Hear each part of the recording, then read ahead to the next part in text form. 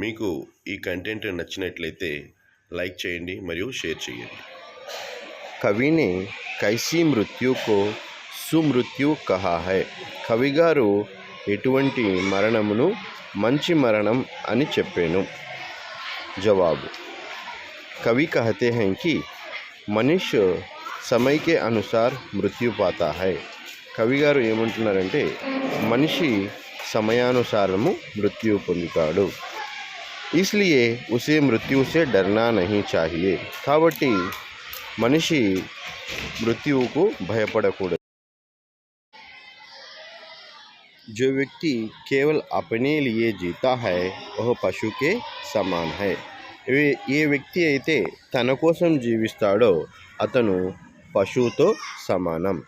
असल मनुष्य वह है जो दूसरों की भलाई करे उनके लिए जिए। అసలైనటువంటి మనిషి అతను ఎవర్రా అంటే వేరే వారికి మేలు చేసేవాడు మరియు వేరే వారి కోసం జీవించేటటువంటి వాడు। ऐसे व्यक्ति को लोग मृत्यु के बाद भी याद रखते हैं। అటువంటి వ్యక్తికి ప్రజలు మరణం తర్వాత కూడా గుర్తుపెట్టుకుంటారు। IC మృత్యుకు సుమృత్యు కహతే high.